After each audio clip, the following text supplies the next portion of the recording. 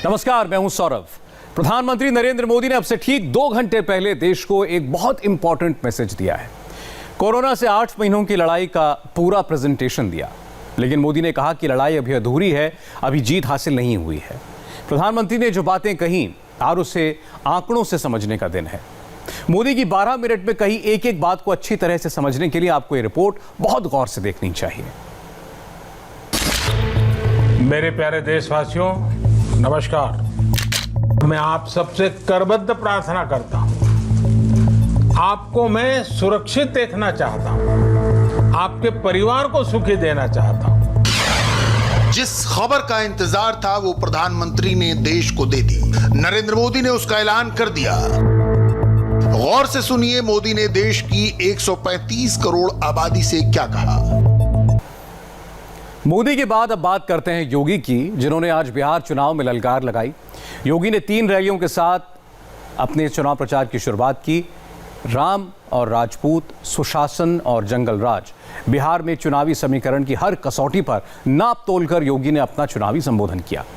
नीतीश कुमार के बिहार में योगी की डिमांड क्यों है, ये समझने के लिए हमने उनके आज के तीनों भाषणों को डिकोड किया। जय जय श्री राम, जय जय श्री राम,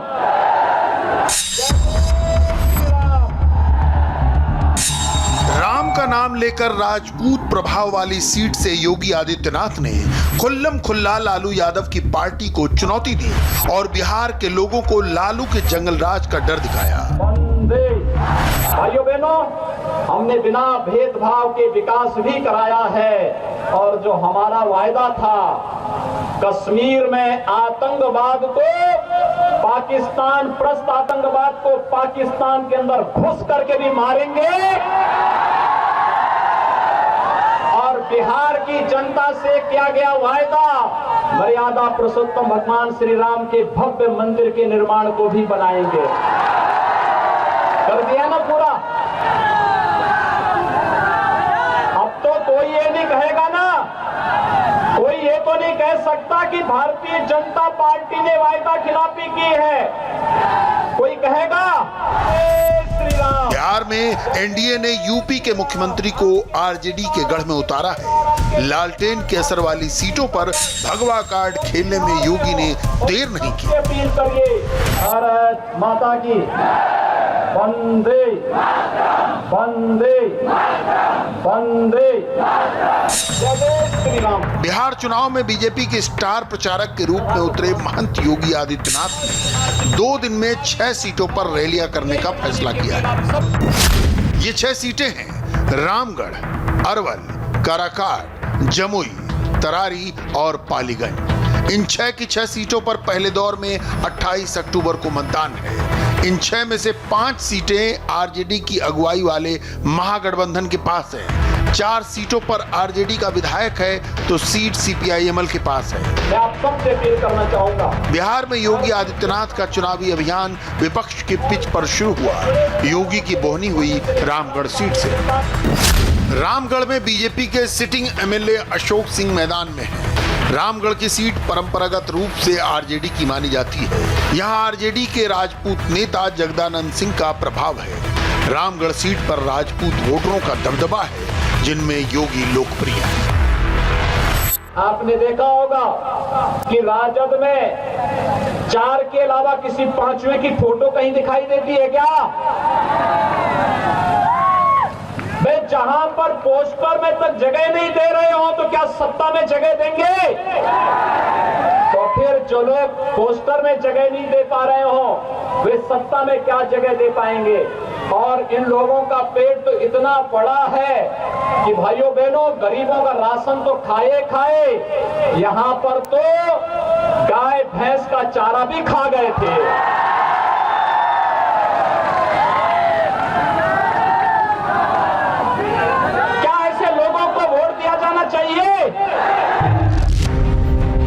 योगी आदित्यनाथ टोन सेटर हैं। उनकी अपनी फैन फॉलोइंग है। बीजेपी ही नहीं, जेडीयू के कैंडिडेट भी योगी की डिमांड कर रहे हैं, लेकिन बीजेपी ने योगी के लिए खास स्ट्रेटजी बनाई है। पहले दौर में योगी जिन सीटों पर प्रचार कर रहे हैं, उन सीटों पर राजपूत मतदाता कम से कम 10% हैं। एक सीट पर मुसलमान वोटर की तादाद 20% है। हम लोग विकास की बात करते हैं, वे लोग जाति की बात करते हैं। हम लोग देश की बात करते हैं, वे लोग परिवार की बात करते हैं। हम लोग सबका साथ सबके विकास की बात करते हैं, तो वे लोग बात करते हैं कि नहीं, देश के संसाधनों पर एक मजहब विशेष का अधिकार है। ये मानसिकता देश को विघटन की ओर ले जाने की मानसिकता है और भारतीय जनता पार्टी और उसके सहयोगी दलों की मंशा एक भारत श्रेष्ठ भारत की परिकल्पना को साकार करने की है। जय जय श्री राम। योगी रामगढ़ से अरवल पहुंचे तो उनके भाषण का टोन थोड़ा बदल गया। अरवल नक्सलवाद से प्रभावित रहा है, इसलिए योगी ने यहां लालू राज और सीपीआई माले के प्रभाव वाले दिनों की याद दिलाई। 2015 के चुनाव में अरवल सीट पर आरजेडी के रविंद्र सिंह जीते थे। अरवल में कुशवाहा, यादव और भूमिहार वोटर्स का दबदबा है। योगी ने पहले दिन की तीसरी रैली काराकाट में की। काराकाट उपेंद्र कुशवाहा के प्रभाव वाली सीट है। 2015 में काराकाट से आरजेडी के संजय यादव जीते थे। इस सीट पर यादव, राजपूत, ब्राह्मण और कुर्मी वोटर ज्यादा हैं। बिहार में महागठबंधन ने वामपंथी दलों को 29 सीटें दी हैं। इनमें से भी सबसे ज्यादा 19 सीटें सीपीआई-एमएल को दी गई हैं। योगी को मैदान जंग में उतारने से पहले बीजेपी ने इसे मुद्दा बनाया और बिहार जाकर योगी ने गर्म लोहे पर हथौड़ा मारा। हमने कश्मीर में और उग्रवाद समाप्त कर दिया है, अब नक्सलवाद को ही हमें समाप्त करना है। 95% समाप्त। प्रधानमंत्री मोदी जी के नेतृत्व में और गृह मंत्री अमित शाह जी के नेतृत्व में 95% नक्सलवाद समाप्त। जो 5% बचा है, आप देखना अगले एक वर्ष के दौरान इसका भी स्वाहा होने वाला है। पहले दिन की 3 रैलियों में योगी के भाषण को हमने डिकोड किया। इसमें जो शब्द बार बार आए उन पर गौर कीजिए। श्री राम मंदिर, अयोध्या, वादा पूरा किया, कश्मीर, धारा 370, जो कहा सो किया, एक भारत श्रेष्ठ भारत, पाकिस्तान, आतंकवाद, घर में घुस कर मारेंगे, नक्सलवाद, जंगल राज, चारा खा गए। ये भी अब आतंकवाद, नक्सलवाद, उग्रवाद जितने भी वाद हैं, इनका सबका वरना राम के मंदिर बनने के पहले राम नाम सत्य है के साथ यात्रा निकलने वाली है। बुधवार को भी योगी आदित्यनाथ 3 सीटों पर रैलियां करेंगे। इनमें से जमुई सीट आरजेडी के पास है। यहां यादव, मुसलमान और राजपूत वोटर प्रभावी हैं। तरारी सीट सीपीआई-एमएल के पास है। यहां भूमिहार वोटर सबसे ज्यादा 25% हैं। यादव और मुसलमान दोनों 10-10% से ज्यादा हैं। पालीगंज सीट आरजेडी के पास है। यहां भूमिहार, मुसलमान और यादव तीनों 20-20% हैं। पालीगंज में जेडीयू कैंडिडेट का महागठबंधन से मुकाबला है।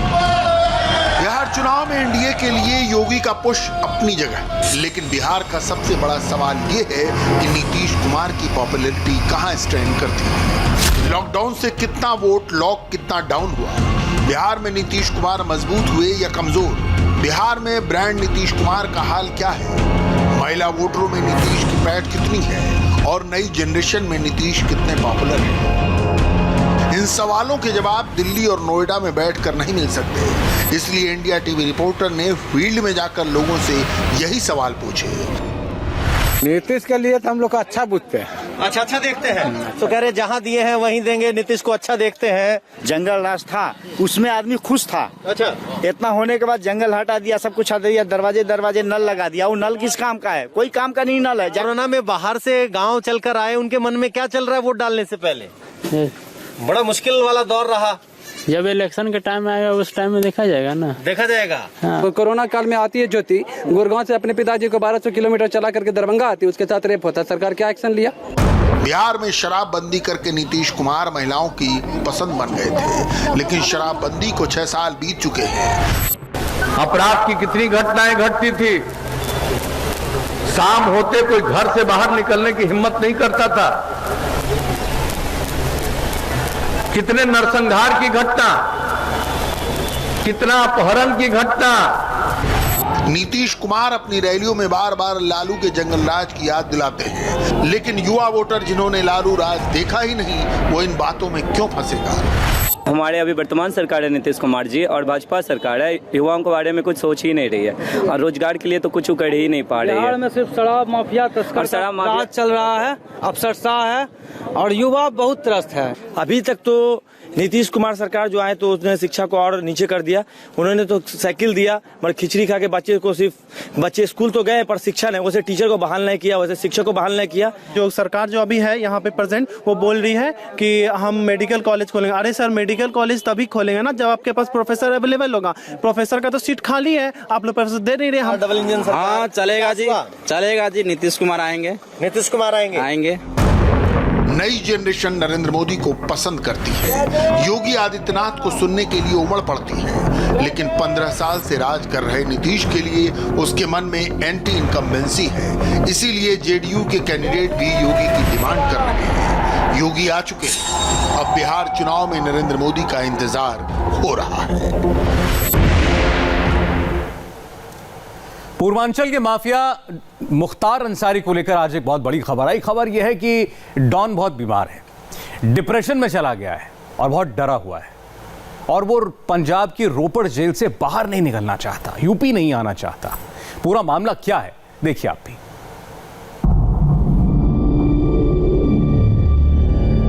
ब्लड प्रेशर 180 से ऊपर, ब्लड शुगर 100 से ऊपर, हार्ट बीट 90 के पार, न नींद आ रही है, न चैन आ रहा है, बेचैनी बढ़ गई है, जेल में बड़बड़ा रहा है, बार बार कह रहा है यूपी नहीं जाना है, रोपड़ जेल में ही रहना है। बहुत ज्यादा टेंशन में है पूर्वांचल का माफिया डॉन मुख्तार अंसारी। इतनी ज्यादा टेंशन में है कि बीमार पड़ गया है मुख्तार। डॉक्टर की रिपोर्ट आई है, 3 महीने का बेड रेस्ट बोला गया है। हैरानी तो इस बात की है कि सबको टेंशन देने वाला डॉन इतनी टेंशन में क्यों है, क्यों बीमार पड़ गया है। उसकी वजह है ये, जब से मुख्यमंत्री योगी आदित्यनाथ ने डॉन के किंगडम को तबाह करना शुरू किया है, मुख्तार का फ्यूज ही उड़ गया है। आंख खुलती है तो योगी नजर आते हैं, आंख बंद होती है तो यूपी पुलिस। मुख्तार अंसारी को लेकर ये बातें कोई अफवाह नहीं है। रिपोर्ट रोपड़ जेल के भीतर से आई है, जहां पर मुख्तार सजा काट रहा है। फर्जी दस्तावेज के आधार पर शस्त्र लाइसेंस लेने के मामले में 21 अक्टूबर को मुख्तार अंसारी की प्रयागराज के एमपी एमएलए कोर्ट में पेशी थी। उसी पेशी के लिए गाजीपुर पुलिस मुख्तार को लाने रोपड़ जेल आई थी, लेकिन मुख्तार अंसारी ने मना कर दिया। कहा कि बहुत बीमार हूं, डॉक्टर ने 3 महीने का बेड रेस्ट बोला है।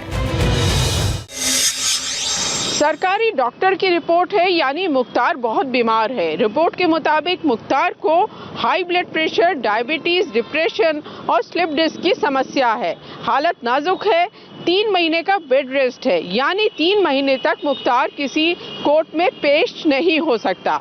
अब इसे बीमारी कहे या बहाना, लेकिन हकीकत ये है कि योगी सरकार की माफिया और अपराधियों के खिलाफ एक्शन ने मुख्तार को टेंशन में ला दिया है। पहले मुख्तार की मेडिकल रिपोर्ट देख लीजिए, फिर आपको बताएंगे मुख्तार का बीपी शुगर क्यों बढ़ गया है। रोपड़ जेल से मिली मेडिकल रिपोर्ट में कहा गया है, यह सत्यापित किया जाता है कि मुख्तार अंसारी सन ऑफ सुभान अल्लाह की डॉक्टर्स के बोर्ड ने नियम के मुताबिक जांच की है। डॉक्टर की बोर्ड का गठन सिविल सर्जन रूपनगर ने किया था। पूरी सावधानी से जांच के बाद मरीज का इलाज किया गया। वो टाइप 2 डायबिटीज और डिप्रेशन की समस्या से जूझ रहे हैं। इसके लिए उन्हें इलाज और अगले 3 महीने के लिए पूरी तरह से बेड रेस्ट पर रहना होगा। मुख्तार को डिप्रेशन की भी शिकायत है। ये रिपोर्ट 13 अगस्त की है। रिपोर्ट के मुताबिक 3 महीने तक यानी 13 नवंबर तक मुख्तार कंप्लीट बेड रेस्ट पे रहेगा। एक बार फिर मुख्तार ने बीमारी का बहाना बना के कोर्ट जाने से इनकार कर दिया है। यूपी पुलिस के सूत्रों का कहना है कि पंजाब पुलिस बार बार मुख्तार की मदद कर रही है, लेकिन बड़ा सवाल ये है कि आखिर मुख्तार उत्तर प्रदेश क्यों नहीं आना चाहता? क्या योगी सरकार के एक्शन से डर गया है मुख्तार? यही समझने के लिए हमने रोपड़ जेल में सजा काट रहे मुख्तार अंसारी की पूरी टाइमलाइन निकाली, जिसमें पता चला कि वो योगी सरकार के एक्शन से इतना डरा हुआ है कि पिछले कई पेशी से यूपी नहीं आ रहा।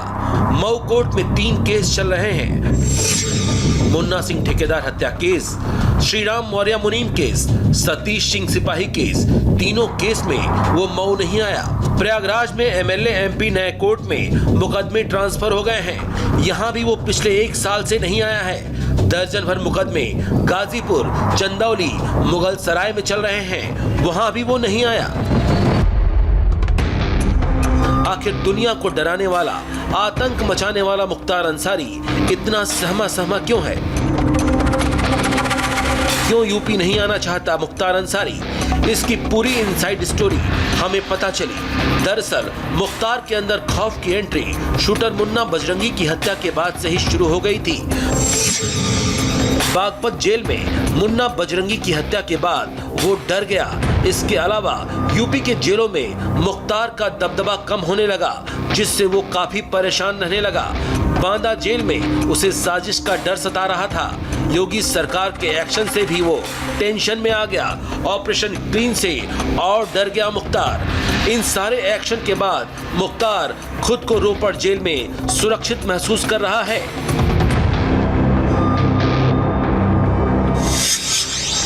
इससे पहले भी 3 बार यूपी पुलिस पंजाब से खाली हाथ वापस आ चुकी है।